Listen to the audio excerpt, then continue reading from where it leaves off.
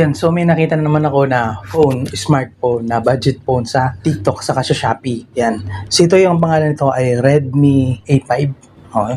So check muna natin sa TikTok. So nagkakalaga lang siya na 3,599. Dalawang variant to. Yung isa ay 64 gig. Ito na yung sinabi ko na 3,599. Plus yung nasa 4,000. Siya naman yung 128 gigs. Pero kung ako sa inyo, kunin nyo na lang yung 128 gig. Sulit. 4,000 lang tapos 128 gig ni storage. Una sa lahat, ng pinakamalaga talaga ay storage. Pangalawa na yung display sa performance. Kasi storage kasi lagayan talaga ng mga pictures, video, files. Yun importante talaga mga games mag-download ka. Yan. Sunod na lang yun din yung iba. Yan. So, open lang natin tong ito. Sana hindi naka-live kasi nahirapan ako mag-mute pag nagla-live. Yan. So, nakalagay dito ay smooth daw siya. Smooth. 6.88 inch, 120 Hz refresh rate. Screen refresh rate ha. Yung display lang siya. Hindi siya yung mismong touch something rate. Refresh rate lang siya. Meron siyang 32 MP main camera. Pag sinabing main, yun yung likod. Tapos meron siyang 5,200 mAh battery. Yan, dito ako na-amaze kasi sa mga ganitong presyo, nasa 5,200 mAh battery na. Plus, naka 15 watts charging pa. Sulit. So, check natin yung ibang specs nito. So, nandito tayo ngayon sa TikTok ha. Mamaya na natin silipin sa Shopee, baka magkaiba sila ng price. Yan. Okay. So, dito tayo sa, ito yung tinatawag na legit store o di kaya flagship store. Basta may nakalagay na mismong mall, mismong pangalan ng brand. Halimbawa ito, Xiaomi Philippines. Mahirap na baka mautok kayo. Yan. So, dito, bang nandito. Ayan, medyo okay naman yung niya. Okay, sige. Mukhang kompleto naman yung kanyang description eh. Uy, mabigat to. 193 grams. Mabigat. Meron siyang IP54. Medyo mababa lang na dust and splash resistant. Pag sinabing splash resistant, yan yung natapasan lang ng tubig. And meron siyang resistant na ganun. Pero hindi siya waterproofing Yan. Type ng LCD, IPS, buti naman, hindi siya TFT.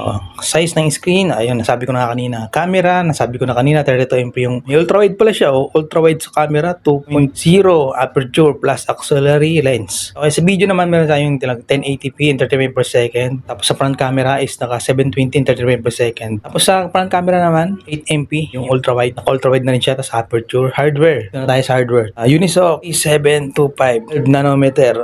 So mga ganitong presyo, 12 nanometer talaga asahan mo. Magulat ka kapag 28 nanometer. Grabe na yun. Okay, CPU, yung octa-core, RAM 3GB RAM plus 64GB. Yun na yung sinabi ko kanina. Dalawang variant na ito. Meron siyang 3GB RAM and 64GB RAM. Tapos yung isa naman, 4GB RAM plus 128GB ang room. Okay, so ang presyo dito, sa halagang 364 ay 3,599. Maraming reviews. Yan, nasa 231 reviews na. Bili na kayo, baka maubusan kayo nito. Okay. Di ko lang kung gagawa pa nito si Xiaomi Si budget mo lang to. Okay, so doon naman tayo sa Shopee. Maging palas tayo. Shopee, TikTok. Ganun. As muna ako sa sa iba. Redmi A5. Doon tayo sa flagship store. Dito tayo sa Xiaomi. Redmi A5. Ayun mas mura. Mas mura sa Shopee. Okay, alam mo kung bakit ito yung price niya? Is 3,169 pesos lang sa Shopee. Okay, sulit talaga to. Ano ba? Okay, check natin yung specs agad. Kung same lang din. Wala silang hina-highlight dito, Ang hina-highlight lang nila dito yung yung battery, tapos 120 Hz refresh rate, tapos wala na, yun na lang. Pero sulit na to sa 3,000 na nga lang pala to. 3,000 yung 364 niya, tapos wala nakalagay na ibang variant Ibang variant lang dito. So check nyo na lang. Okay, sa Wi-Fi, ito. Kaya ako sinabi, tumingin din ako ng description ng specs niya sa Shopee kasi hindi kompleto dun sa TikTok, baka kompleto dito sa Shopee. So ito na nga, nakita ko na nga yung mga kompleto dito. Hindi ko na babanggitin yung nabanggit ko kanina. Okay, sa display nasabi ko na, sa processor, sa GPU. GPU pa yan, Mali G7. So normal to sa mga budget phone. Network, 4G LTE. Okay, Wi-Fi. Good news, meron tong 5 GHz. Yan, ulit ito sa mga gamer. Bakit? Mahirap din naman laruin yung Roblox Yan, try nyo. 64 kaya ang Roblox. Hindi kaya ng 32 GB ROM. Kaya ng 32 GB yung Roblox basta bago yung processor, bago yung unit. Pero pag sobrang tagal na ng unit, mga 5 years ago, 32 GB, di na kaya ang Roblox. Okay, sabi ko na to kanina. Ano ba? OS. Ano nga? OS Android 15 Go edition. So may nabasa ako dito na isang article. May nabasa ako na na 5 years daw na Doon na nga tayo sa para makita nyo na rin. Jesse Marina. Redmi A5.